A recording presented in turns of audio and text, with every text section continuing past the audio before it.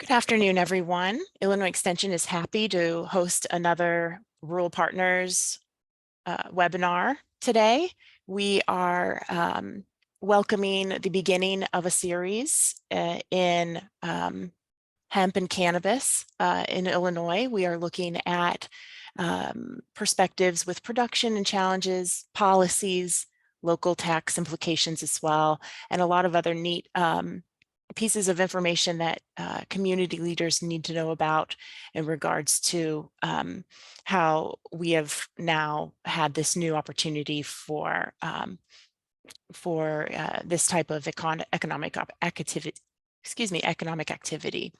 So we're really happy to welcome Philip Alberti from the University of Wisconsin-Madison to give this presentation today. I want to first pass the microphone over to Ann Silvis, who is our program leader here at U of I Extension Community and Economic Development, as well as affiliated with our Rural Partners Board. So Ann, go ahead and take it from there, and I'll say a few things before I pass it on to Philip after that.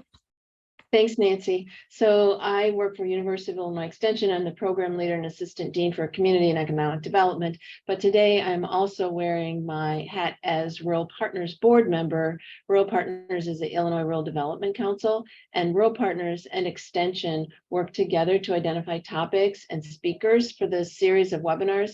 We're really happy that Phil is here. Kind of sad that he's no longer University of Illinois Extension and he's now University of Wisconsin Extension, but we'll do our best to bring him back when we can. So it's nice to have you, Phil. And you didn't go so far away that we couldn't find you to, bring you back for this program. So welcome and thank you. And thanks to everyone who's interested in the topic and joined us today. Thank you, Ann. And just a big thank you once more to Rural Partners and to Philip. This is going to be a series that will be a great value to communities and leaders across Illinois. And so we're very grateful to you again for your expertise and your time today. And I will go ahead and pass it to you now for our main program. Thanks. Well, thank you so much for the warm welcome. I really appreciate it, and I'm happy to be here. So again, I'm Philip Alberti. I'm a research program manager up at the University of Wisconsin-Madison.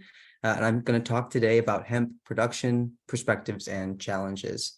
As mentioned, I was a University of Illinois Extension agent for about 4 years and got my start and my career there. So I have a lot of fond memories working in that organization and with that state. So it's great to be back. It's always awesome to be a part of it. And a lot of the relationships I got to take with me, which has been great. So happy to be here and looking forward to talking to you all.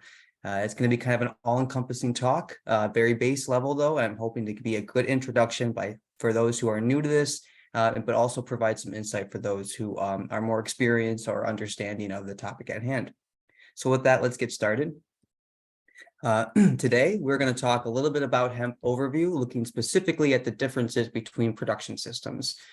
So hemp can be grown for many things, but how you grow it will determine, or what you're growing will determine its end production practices and processing. So we're going to talk a little bit about that.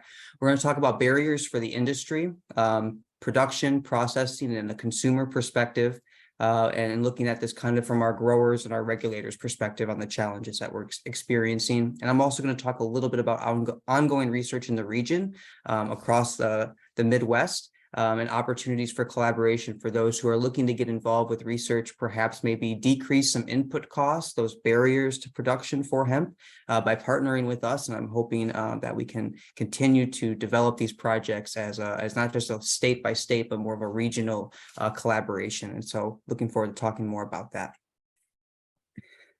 So before we get into all of that, though, I think we really need to think about what is hemp. And so hemp is cannabis sativa. And so really what this means is that both hemp and marijuana are considered cannabis. The only difference between them is the amount of THC, or the psychoactive component, found in cannabis. If it's above 0.3% THC, that material is considered to be marijuana. And if it's below 0.3% THC, it's considered to be hemp. And so this provides many challenges for growers that we'll talk about later, where plants may be one day in the field considered to be hemp, based off of a test, and the next day or a couple days later could be considered marijuana simply by going through its natural production practices. Cannabis is also dioecious and monoecious, meaning that there's plants with both male and female components, and there's also going to be varieties or accessions that have separate plants that are male and separate plants that are female. And so this provides a lot of challenges and also a lot of exciting opportunities for research as we're developing where hemp fits into our production practices or into our production systems here in the Midwest. Hemp can be grown for seed, fiber, or for flower. And so the end use, what you're going to grow it for, is going to determine how you grow it. Grain and fiber production are much more analogous to our typical row crop production, whereas growing for flower or for high cannabinoid type hemp is often much more of a specialty crop or a horticultural crop. And so we'll talk more about that as well. But ultimately, what you really need to understand is depending on what you're trying to grow and what your end product is going to be, it's going to dictate how you grow that particular product. So again, for example, if we're growing for grain or fiber, the plants are going to be much more are planted using a mechanized or a planter similar to corn and soybean production. The plants are going to be very tall, very thin, which is good for fiber production. And also, or a dual purpose crop or a grain crop where you harvest the grain heads at the top of the plant. But this is all done very mechanically, and we'll talk a little bit more about that soon. But just this photo illustrates the differences on how we're growing them based off what we're trying to harvest at the end of the season. Next to this grain and fiber plot on the left, you'll see a high cannabinoid or a CBD field grown much more like a horticultural crop. The plants are grown on wide row spacing to allow the plants to fill out and the individual plants to be bigger. So a much different system for what you're growing and how you're growing. Regardless, though, across all types of hemp production, the material must be considered compliant to be harvested. And again, this draws back to this 0.3% THC. The material that you grow, whether it's for grain, for fiber, or for high cannabinoid hemp, CBD or CBG, all these other new cannabinoids that are emerging on the market, the material still needs to be compliant and test below 0.3% THC. So again, the utilized parts of the plant, we often think about the flower, which is the analogous to marijuana production, the flower, which is also grown for CBD production. CBD and other cannabinoids are only produced in the flowers of the cannabis plant. And so this is where those compounds are located. And this is, of course, different to growing for grain, the oil seed, or for the fiber or the bast material, the stem of the plant. So depending on what you're trying to grow, the material must always be compliant to be harvested. I'm sure David Lakeman will talk more about that next week or at the next event. So when hemp first became legalized in 2018, there was a huge push for production and huge boom into hemp. You may remember that happening. Most of that production, I can safely say north of 90% of the interest, the acres that were going to be planted and the growers licensed were going to be for CBD or high cannabinoid hemp production. Grain and fiber was a kind of a distant thought. The money that at the time was in growing flowers for the cannabis plant for flowers for CBD production or extraction. There was a limit on the processing that was happening at that time. Growers grow a tremendous amount of supply, but we're not able to process that material. And so we saw what happens in economics is supply and demand kind of have to find an equilibrium. And as a result of that, acreage and licensed producers dropped significantly from 2019 to 2022. And so we kind of bottomed out here. And that's as the market had to find its equilibrium and we figure out what is going to be a valuable production system, what's going to be a profitable production system for both grain, fiber, and CBD. And it's only now that we're starting to see what that's going to look like. But it's not all sunshine and roses. It's been a very challenging process. Those who have been able to stick it out have been able to be profitable in some cases, but it's been a very challenging place to tap into without the infrastructure and without the knowledge and know-how to grow this crop. Intended use determines production and processing, as I've mentioned, but there are so many uses for the hemp plant, whether it's for the seeds going into hemp pressed oil or into human feed as dehulled seeds. We can talk about stalks being used for fiber, or the bast material being used for textiles. Or you can talk about things like the hurd material, the inner woody core being used for things like paper products, or hempcrete, a kind of very quick to use sustainable building material. Regardless, though, and growing it is just one step of the process. There is significant processing that must be done based off of each of these types of production, and we'll talk a little bit more about that very soon here. And for the next portion of the talk, I'm going to be talking about more of the industrial applications of hemp, so seed and fiber, and we're going to talk about flower and flower extractions later on and kind of that system. But for right now, let's talk about seed and fiber. So if you're growing industrial hemp, there's been a lot of misnomers about where you can grow it. The reality is you need to grow it on a highly productive field with low weed pressure. And you have to consider the history within that field, because currently, and this ties back to barriers for production, there are currently no pest control options for industrial hemp at the national level. There may be some that are emerging at the state-by-state basis, but currently there are no herbicides, insecticides, or fungicides that are currently labeled for hemp across all of the states, which makes production challenging and is essentially relying on organic practices to take that crop to harvest within reason. Hemp is a phytoremediator, so it can take up what's in the soil. This can be good things and bad things. Heavy metals, cannabis has a very unique ability to take up what's in the soil as it pertains to heavy metals. And so there's a lot of interest in using as a phytoremediator for heavy metal soils in urban areas. But for right now, it's also a problem for taking up undesirable materials into the harvested product, whether that's the flower, the seed, or the fiber. And so right now, when you're growing hemp, it's really, really recommended to take a soil test to look for these sorts of things before producing hemp for that ability. When growing industrial hemp, fertility is going to change based off of the end use. So if we're using a grain production system or a fiber production system, the nutrients being used is going to change because of what you're removing from the field. So for example, if you're harvesting grain, you're going to take off nitrogen at a little higher rate. If you're growing fiber, your potassium and phosphorus will be different. All this is to say, these rates are typically lower than soy and corn production in the short term, and so its use as a nutrient scavenger and a low artificial input crop does hold true in the short term when we consider a lot of these inputs compared to our conventional row crop. So there's a lot of interest there, given that there's less inputs required. And that's primarily what I wanted you to take away from this slide, not all of these numbers, but just really that there is a typical considerable decrease in the amount of inputs required on a one-year basis for producing this crop. The hemp growing season will change depending on your intended use, but for the most part, we're going to be planting hemp in April or May. And if you're using CBD type transplants or high cannabinoid hemp, you'll be transplanting them into the field. And we'll talk more about that later. But that will occur in about June or July. As soon as planting or transplanting occurs, we go through a vegetative growth stage where the plant grows very rapidly.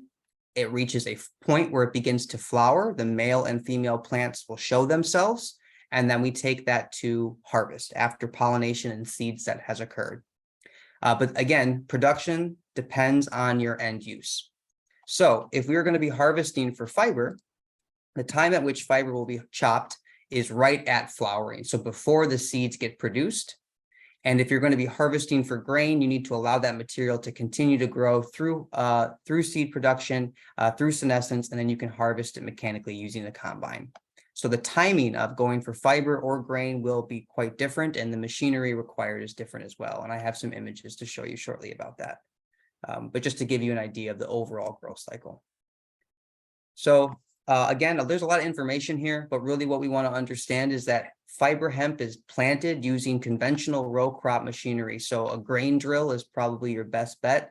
Modified planters have been used, but grain drill is the best way to do this. And then you're going to chop that material using a sickle mower, just like we're talking about hay. And this happens right at that flowering period where the males and females are showing themselves.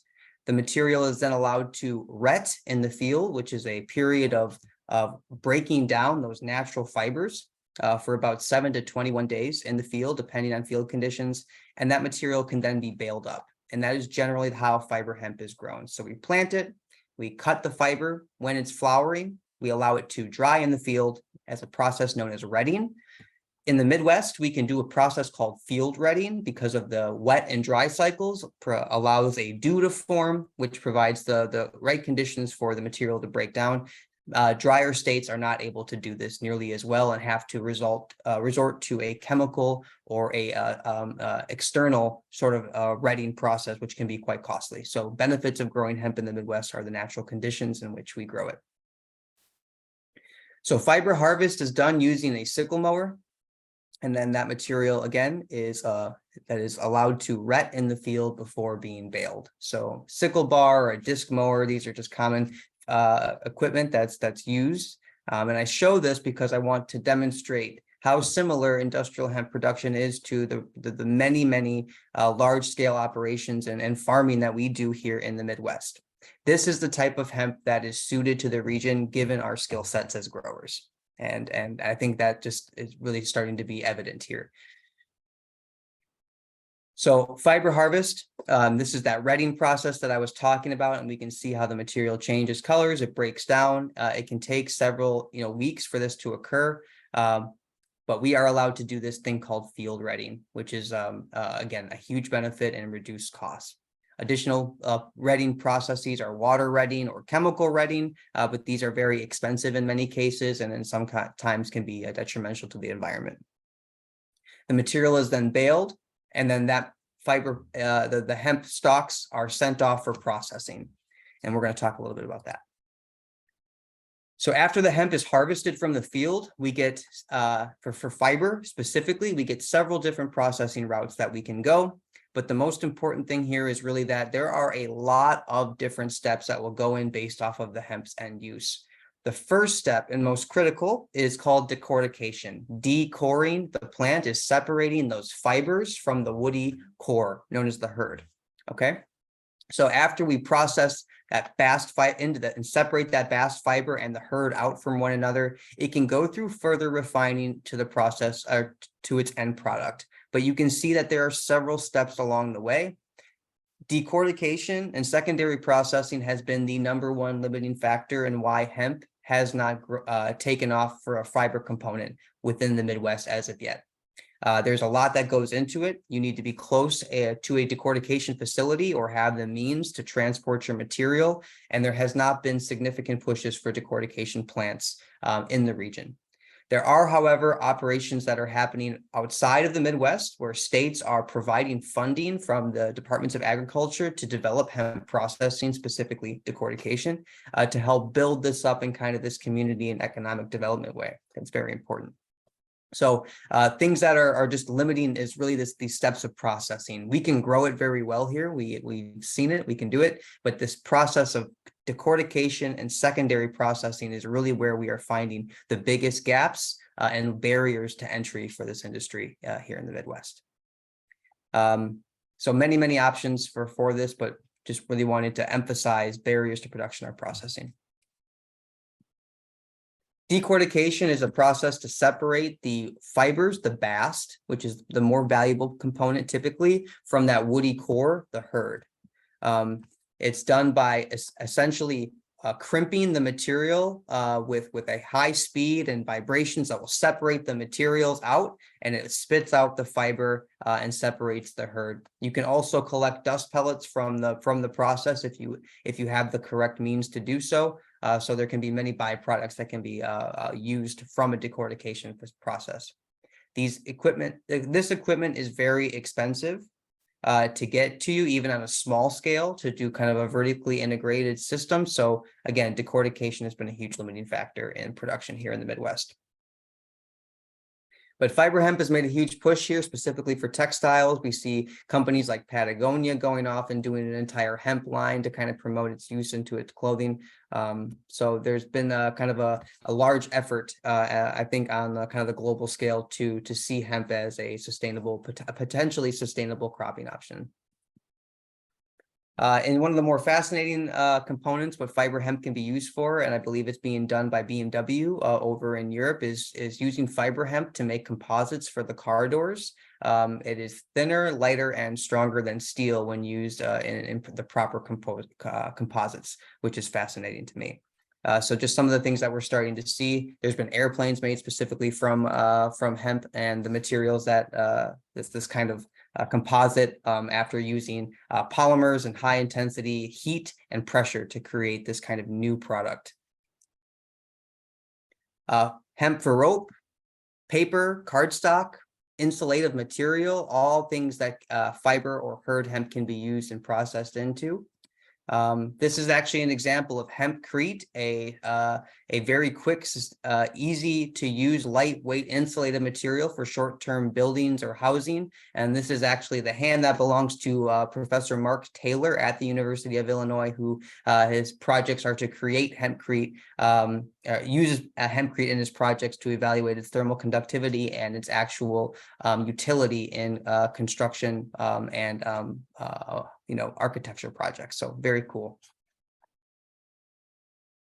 So grain hemp, now, if we look at it, if we're trying to grow hemp for the grain, very similar production practice that it is for fiber. We are talking about using seeds or using a modified planter or a drill. Again, a drill is usually going to be the best option. And we are planting in the field. The big difference between grain and fiber hemp is the amount of seed that you put out into the field.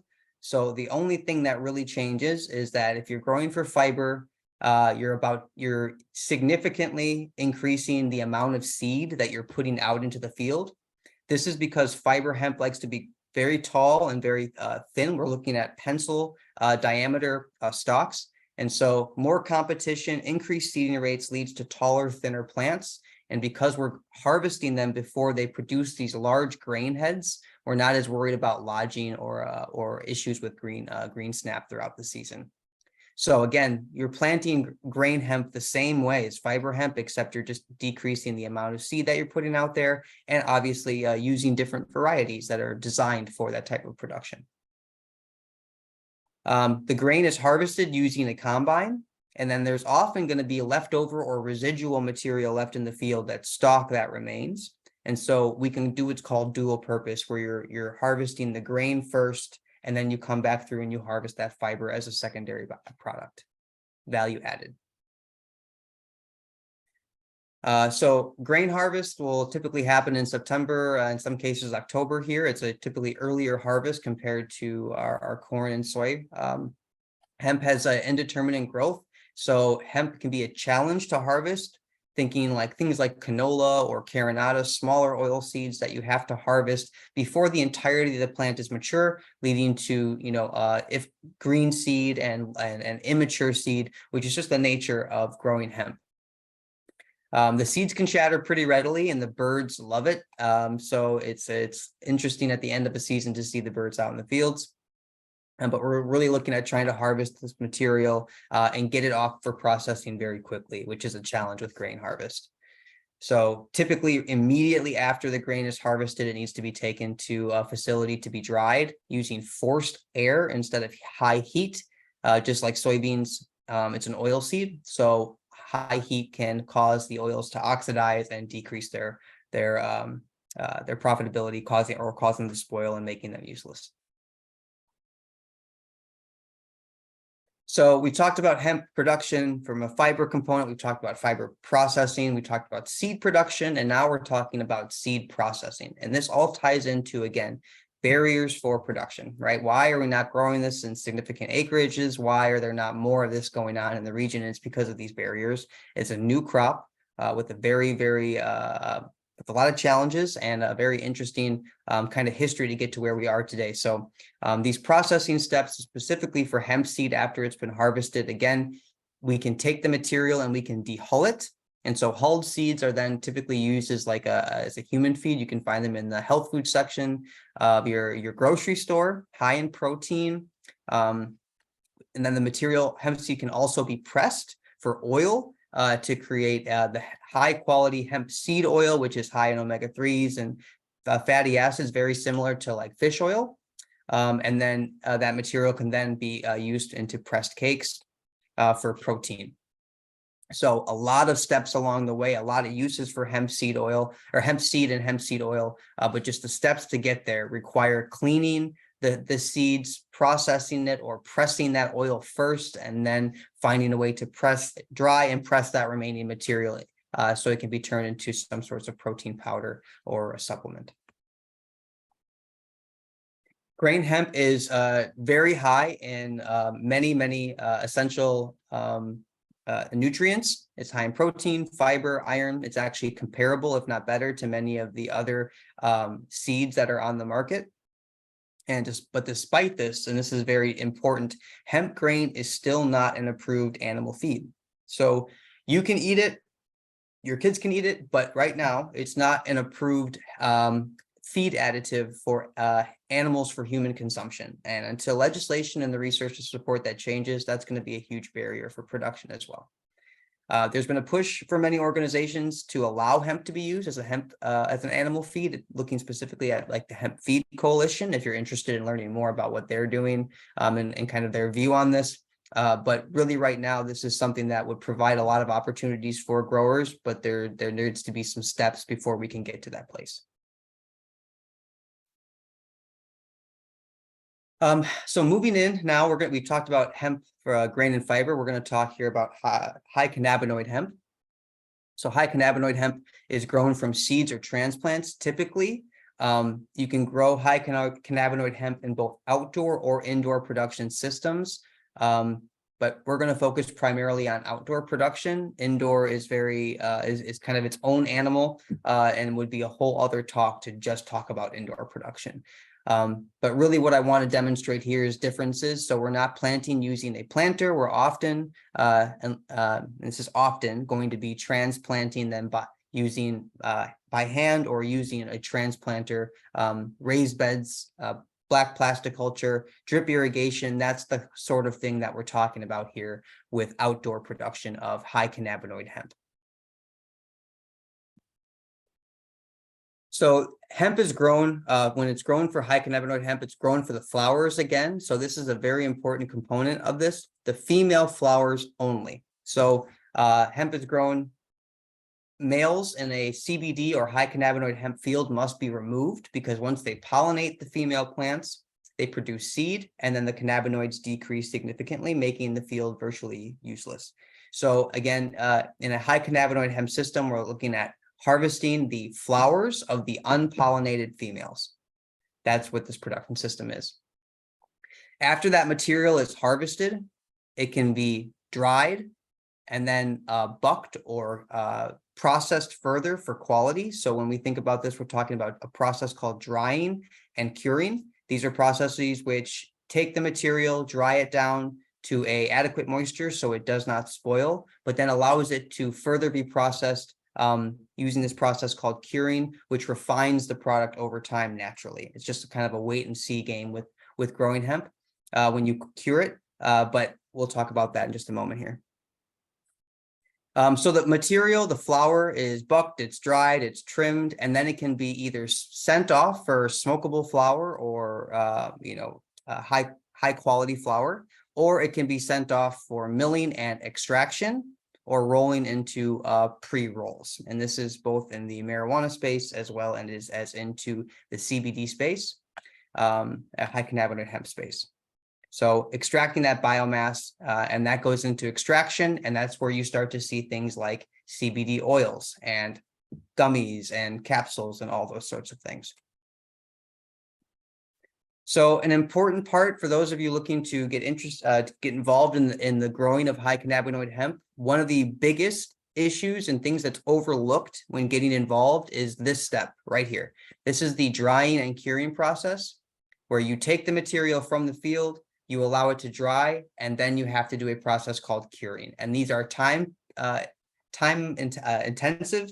They take a lot of time. They are very labor intensive is what I was looking for, the phrase. They cost a lot of money because you need to have hand labor in many cases to do some of these steps. And so the drying and the curing portion, which can take several weeks after harvest, are often some of the most overlooked processes when growing high cannabinoid hemp. So if the material is not being sent off to be dried and cured for for smokable flower, it's often going through a place called extraction. So we call biomass or plant material for extraction. This is where we are taking the cannabinoids that are grown in the plant, whether it be CBD or THC or CBN, whatever the new one is today, and we refine it, and we just get those cannabinoids extracted into an oil form, which allows us to keep that material kind of shelf stable. The crude oil, again, needs to get further refined into extraction or via an extraction process into distillate and then into isolate. And so there are many steps along the way and many processing steps that are required to take a plant from the field and turn it into a gummy or a tincture. And so again, we grow the material, it's extracted into crude oil, it's further refined into distillate and then isolate. And these products here are where they are put into your gummies or your tinctures or things of that nature. So lots of steps to get from point A to point B. A very progressive change, I thought, that was made by Illinois several years ago, and perhaps David can talk about this at the next meeting, was the ability for growers that were having issues getting materials processed in Illinois, allowing them to work with the recreational dispenser and medical dispensaries to put their products into that supply chain. It was a very progressive move, something that I think was really well intended. And I think it's just another example of ways that we've had to get creative to try to help growers while there's been limits with processing. And so just something I really wanted to point out that the state did. So challenges with health and safety, again, more barriers. You don't have to look far to see issues with contamination or unsafe products from both CBD type products or marijuana products. Moldy products, ones with heavy metals, forcing recalls. It's happening kind of all across the country, and I think it really shows the need for studying shelf life of these products after they get made. And so that's just one example here. What's fascinating to me is that this is still happening in an incredibly highly regulated field like cannabis and recreational and medical marijuana. Where it's still very regulated. They have to do incredible health and safety testing, and we're still having these issues. Health and safety testing are currently not required for CBD and synthetic cannabinoid products at the federal level. And so if you can imagine what you're seeing in a highly regulated place, what could you see in a non-regulated place like hemp? And so again, challenges, barriers is that the materials that are on the shelves that are being sold have not been tested for health and safety unless they've been indicated that they have been, and it's not required of them to do so currently. I talked a little bit about this earlier, and we're going to come back to it, but compliance testing is required by the United States Department of Agriculture. It's required by state departments of agriculture, and it's required by tribal regulation that if you are growing hemp, you have to have it be tested and have to have it be compliant. What's really important here is that it's where you cut the material, where you take a sample from matters on the plant. And so as regulators, as growers are trying to figure out where we're taking our samples from and how we're doing this, it's been kind of a lot of challenges along the way. And the best way I can describe that is by showing you a little data about where sampling and what that does to test results. So the requirements by regulation require that we take samples from this top third of the plant prior to harvest. But if you sample it from the top, from the middle, and from the lower portion of the plant, there is a difference significantly. Cannabinoids decrease as you move down the plant profile. And so our sample test is not always indicative of the field average that you'll have in the field. And so this has been a point of contention. Another barrier has been, how do we find the best way to test our hemp to prove that we are not trying to grow marijuana and that we're really just trying to grow industrial hemp? An example of this is in high cannabinoid hemp. If 0.3% is our regulatory limit, And these are all the samples that were submitted to the Midwestern Hemp Database, which is a repository for cannabinoid samples. All of these samples are above that red line, meaning all of those would technically become considered marijuana and should be destroyed. So this is just showing here that growers are having a huge issue trying to find varieties that will be compliant and find the timeline for when they need to harvest them. And so this is just a huge barrier too, is the seed certification and trying to find varieties that are going to perform well. Again, this is an image of just the high CBD type hemp. If you look at grain and fiber, you can see that there's a significantly lower amount of varieties entered into our database that shows a non-compliant grain and fiber sample. So pretty much all this means is that if you're growing grain and fiber, those varieties are inherently going to produce less cannabinoids or at less of a risk for non-compliance, but that does not mean you are impervious to it, and you can still have a non-compliant fiber or hemp sample. Regardless of this, there has been a huge push at the national level from organizations and producers to consider making grain and fiber exempt from having to be compliance tested, because this material contains such low amounts of THC and it's very expensive to get your material tested. There's been a push to try to limit growers' need to test grain and fiber varieties because they're only growing it for grain and fiber and not growing it for cannabinoids like CBD or CBG, which is, as we've shown, much more likely to have a non-compliant test. So your type of hemp really does matter in the issues that you're going to have from a compliance perspective. Seed certification right now is very, very limited in hemp, more barriers, right? So currently there's the only real seed certification agency outside of state departments or crop improvement associations is the Association of Seed Certifying Agencies, or ASCA. They are kind of this catch-all currently for hemp, but they are really focusing on bare requirements. So looking only at genetic uniformity and purity for these varieties. Do they look the same? Are they bred well? Do they grow the way that we expect them to? Which is nice, but it does not consider anything about cannabinoid development, compliance, or yield metrics in different regions. So how it actually performs for you as a grower in Illinois versus me as a grower in Wisconsin. You know, we can buy the same variety that's certified, but we can't tell if that's going to be a compliant crop, and we can't tell if it's going to perform well for us in the field. So right now, a lot of limitations right now in seed certification for industrial hemp. And this is why we've developed the Midwestern Hemp Database, which allows growers to make some informed decisions about their varieties that they're selecting. So we have all sorts of data on agronomic performance and cannabinoid development, so growers can make some more informed decisions about which varieties are going to be compliant or more likely to be compliant. We're not going to talk more about that today, and just to let you know that this is a tool that exists. So if you're a grower or looking to grow, this would be a great place to start.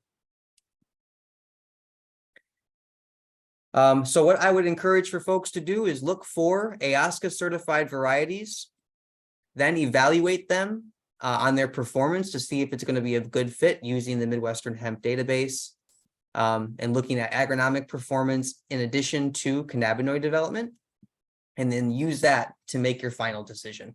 Okay, so ASCA certification, and then look at variety performance. Again, all of this information that I'm throwing here, it's kind of a tail end, is really for growers out there looking to make informed decisions, and can be found on our website. I'm always happy to go through this outside of the time here today. The impact from this, the work that's being currently done across the Midwest is very, very important. There's been a lot of contention with how regulation has been handled in hemp. And I'm not here to say one way or the other. I'm just here to point out the barriers and to say what's been kind of occurring, throughout the last few years of hemp production. But really, there are a lot of contested topics regarding THC testing and the compliance or negligence threshold for industrial hemp, and the harvest windows, how often growers have to harvest those varieties. I'm a little proud to say that the work that was done at the University of Illinois and Wisconsin, Purdue, and Michigan State was actually cited in the 2018 farm, sorry, not the 2018 Farm Bill, in the hemp production, when it was the final rule for hemp production, and was actually used. Data from these projects, data from growers submitting and working with us was actually used to make several positive policy changes for the country, which is actually pretty remarkable. So science informing policy, working with growers has been a huge joy of mine, and we've actually been able to see some pretty fun results as a result of that. So to wrap things up, in conclusion, while hemp is really well suited to the region and boasts a lot of potential, there's a lot of barriers, and I'm just going to name a few here. Currently, regional variety performance and best management practices are currently being developed, so we're still figuring things out. Growers must maintain compliance to harvest their crop, which has been a huge challenge for many. Seed certification is tremendously underdeveloped for hemp right now, as demonstrated by the issues with this compliance. And there's just many other current barriers in place, like lack of processing at the various phases for each production type, limited pest control options for producers. Hemp grain is not yet approved as an animal feed, so that limits a very significant potential output for this crop. And then health and safety standards right now are extremely poor, if not non-existent in many areas. And so all of these areas provide huge opportunities for improvement as we look to make this crop something of a staple here in the state and in the region as well. So with that, I'm going to wrap up this portion of the talk. I just want to make sure people are aware that if you're interested in growing hemp and you are trying to get involved in this, or maybe you are an experienced grower and you want to help mitigate some of your input costs, we have several really interesting projects that will allow you to work with us. We can provide genetic material to you free of charge. We provide stipends to participate and to grow this material for us as part of these trials. And this is funded through the USDA NIFA Supplemental and Alternative Crops Grant, which we're going to be doing for the next 3 years. So if you're interested in growing grain and fiber hemp, please reach out to us. If you're looking to grow high cannabinoid hemp, we also have a project for you where we send varieties out to you. We pay for the seed, we pay for the shipping, and then we also pay for cannabinoid testing costs to grow this material out, as we're looking to develop resources and give varieties to growers that we feel confident they can grow in the region that will grow well and be compliant so they can ultimately harvest it at the end of the season. All this information can be found at the new Emerging Crops website for the University of Wisconsin. A lot of this information is still tied into the University of Illinois, and so there's a lot of reciprocity there. If you're looking for information for them, there's going to be links to them from my place, and if there's going to be links to our stuff from them. So if you're looking for information, this is going to be a great place to go. And as always, you can just reach out to me and say, hey, I'm interested in this. Can we find time to talk? I'd love to have you out at the field to come take a look at things too. So just let me know how I can be a resource for you. So I'm going to wrap things up there and end the slideshow. So I just appreciate the opportunity to be here. Thank you so much. It's great to be back speaking to folks from Illinois. So thank you.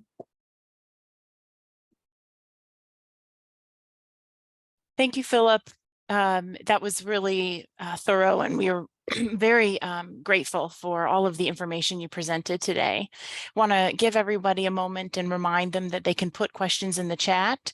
And we have a few that have already come in, as well as we had a comment from one participant. From those that don't know or are borderline on hemp, hemp is for food. It's currently a $1 billion market in Canada, with a large amount being exported to the US. They've been growing industrial hemp for decades and don't currently deal with any regulatory issues we're currently facing in the US. Hemp isn't just new to the US. So really would love to hear your insight comparatively with this question and our neighbors. Well, thank you for that question and comment. I could not agree more. We are behind everybody, really, globally when it comes to industrial hemp, and that's just due to the limitations we've had with it being illegal to grow for almost 70 years, if not a little more. And so really, we've had to look to places like Canada, where they are experts in grain production, and we've had to look to places like China and Europe, where fiber production is much more predominant. I think that here in the US, we took a huge jump in the high cannabinoid hemp market, which is something that we are the only people who really did that. And that was just because it was such a new crop and there was a lot of information at the time about its profit potential. So this is something that's being done all over the world with differences in regulation, differences in beliefs on compliance and what that means. So I think Fred's exactly right that this is something that's been going on for quite some time. We've been importing a lot of this material. We just have not had the means, the ability to grow it. And now we are working on the means to process it and distribute it. So could not agree more with that, Fred. Thank you. These next few questions sort of speak to what you think we should be doing here in Illinois. And we're really lucky to have you on specifically because you have had experiences in Illinois and you might have already been thinking about Illinois specifically in terms of what you think we should be doing to catch up. And so we have a question about did you note the lack of processing equipment as a barrier to fiber production? Are there no domestic sources of this equipment? Yes, Mike. So the question is regarding a lack of processing. There is absolutely a lack of fiber processing here within the state. And that's the big barrier to the production. I mean, not just the decortication, that initial primary step of separating the fibers from the bast, but that's just the beginning. What do you do with that then? Now you just have two products that are the first step in something else, where people are sourcing that material to then potentially cottonize the fiber and make textiles, or to, create hempcrete using the hurd material with lime and water. These are the building blocks of what hemp is actually made for, but we need to do that first, and that's decortication, and that we simply do not have the means for here. We don't have a heavy textile production history here in the region. That's something that happens more in the southern states than it does here. And even then, it's not as big as we may think it or like it to be. So do we have a secondary processing facility that has the means to turn that, separated fiber into a cottonized product that can be then used and actually woven into material? So the decortication is step one in the processing, and there's going to be multiple steps depending on what you're trying to do with it. As far as your second question, are there no domestic sources of the equipment? There really are not. Not that can handle it on such a large scale. There's been a lot of interest in bringing those materials here, but if you talk to any of the regional processing that's gotten underway, it's been a long process to get materials either from here and fabricate it themselves, or to actually get it shipped overseas. And that takes a lot of time and a lot of money to do that for these sorts of machines.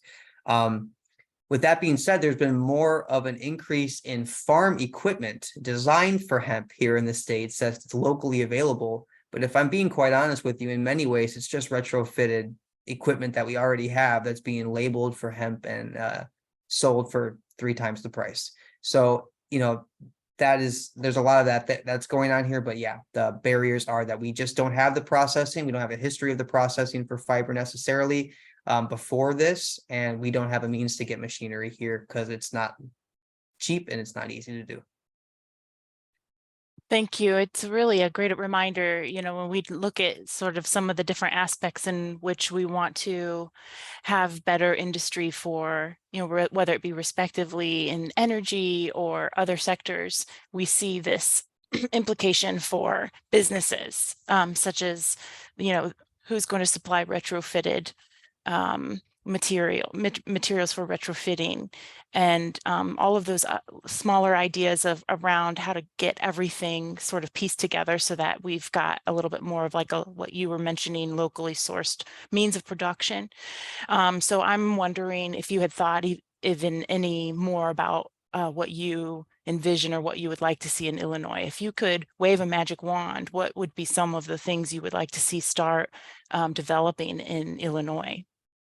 I mean, first things first, I think I really think that there needs to be some sort of, public-private partnership or a means of working together to develop these processing facilities, whether that's cooperative operations with producers coming together, but they're going to need some help and they're going to need some money to match funds or to build off of. So you can look to states like, and I can't tell you how well it's worked out, but the states like Missouri, which have provided significant funds to develop, in conjunction with producers and private groups, processing specifically designed for hemp processing, and to build out a facility that would allow a regional processing for growers within a, say, 100-mile radius of that facility.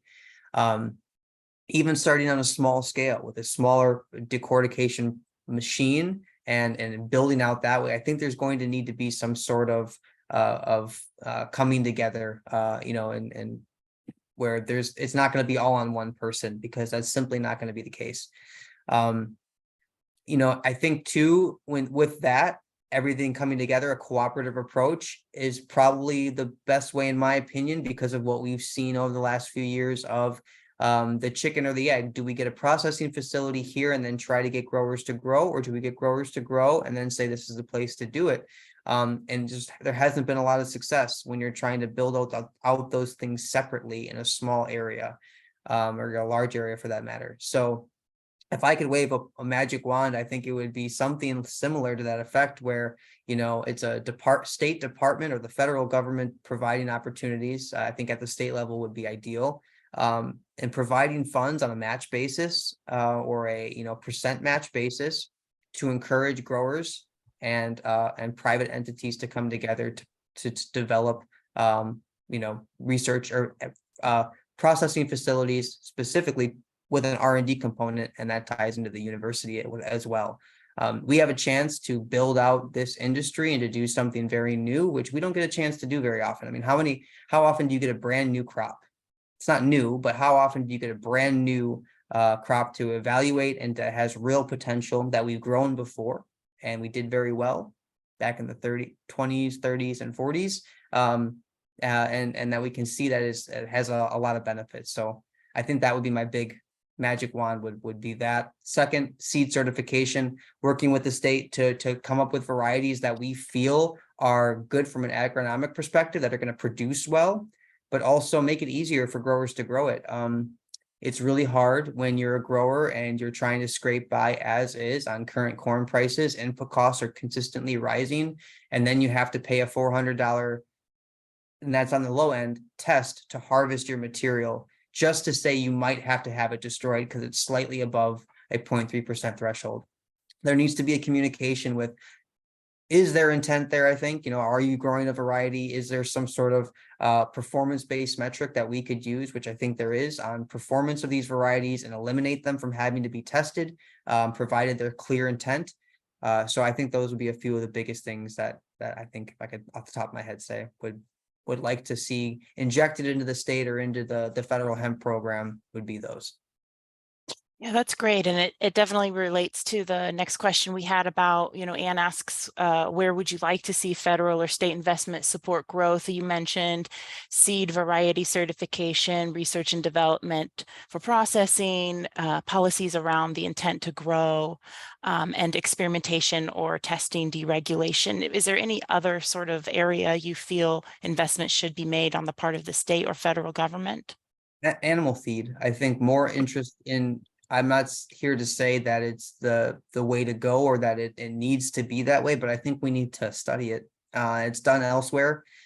We can eat it ourselves. So I know that there's interest, there's issues, with cannabinoids and other compounds being passed from livestock into the food products. But, there's been a lot of positive research indicating that there are ways to mitigate that from happening. That's just been on kind of the cusp of the cutting edge. And so I think that grain would be a huge opportunity for growers in the Midwest, given our skill set and what we know how to do here. And just that we have, there's more processing for grain and for oilseed up in this part of the country than there is textile processing. And so that would be another option, I think, would be to be looking at ways to find a way to evaluate its efficacy and, potential risks, and then find ways, if it's a good option, to make legislation that would allow that to happen. There's a lot that goes into that with the FDA and the USDA and all those sorts of things, but I'm a humble researcher. I think that those things need to be studied before we can make a decision on whether or not they should or shouldn't be, grown or allowed for that to happen. Yeah, I can see from an innovation standpoint why it would be interesting to fund those studies, but also for societal benefits. You don't want people to get caught up or, stifled in their business and other pursuits. So we have a question about that 3.3% threshold that you had mentioned earlier between when you have something categorized as either hemp or marijuana, and wondering if that was a scientific barrier or if it was politically decided upon. Steve, that's a great question. It made me smile when I saw that one come in because I've gotten it before. It was at one point decided many, many years ago that varieties that were above 0.3% were less likely to be suitable for agronomic production. And that is where that 0.3% came from. But it's many years ago and things have changed. So, I'm of the opinion that we don't necessarily need to eliminate this 0.3%. Perhaps raising the threshold slightly would increase options, I think, for growers significantly.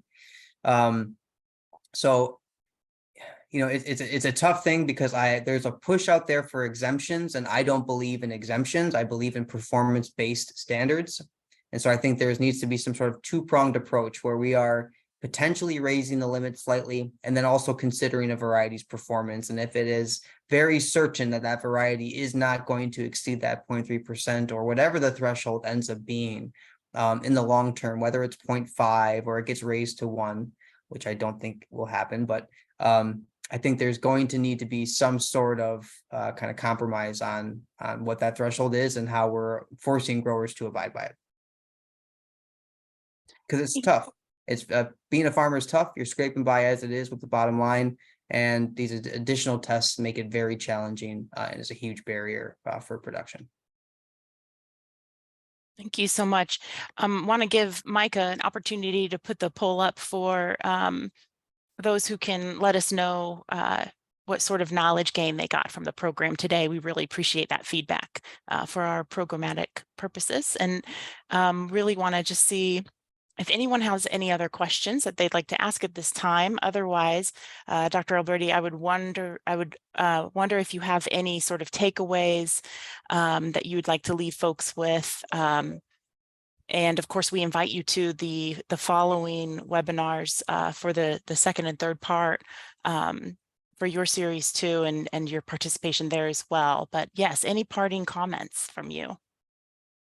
I see a lot of potential, but I've also seen the cart get put before the horse in this space a lot. And so I just would advise caution, whether you're going to be growing it for industrial purposes or you're trying to get into this for, high cannabinoid hemp or going into the marijuana space, even in Illinois, something like that, that you kind of have to tread lightly and make sure you're kind of mapping everything out ahead of time. Do you have a buyer lined up? Do you have an ability to process the material? Are you just okay with offloading it and selling it, or do you want to make your own products?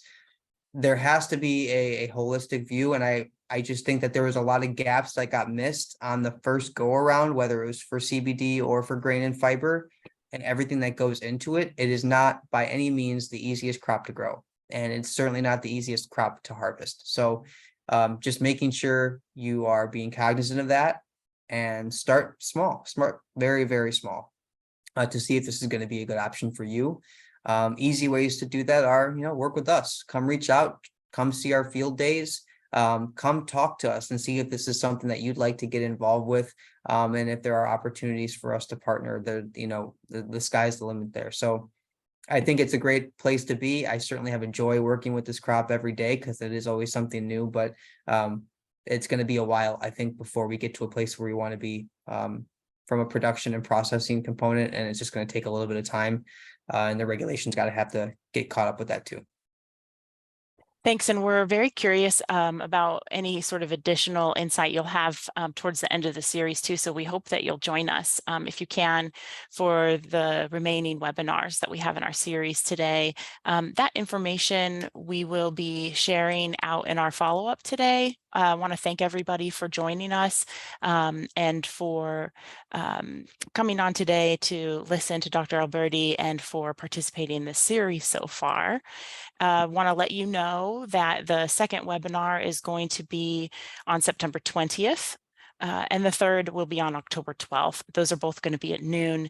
The cannabis and hemp policy in Illinois, conversation about the tax revenues as well, and estimates for Illinois counties on those revenues, information about metro and non-metro trends. So we have a lot of sort of good related topics to still cover, and we hope everybody will be joining back together on Zoom with us next month to continue. One more big final thank you to Rural Partners, as well as Dr. Alberti for coming on today and sharing his expertise and time with us. We thank you so much and hope everybody has a great rest of their week. Thank you. Thank you.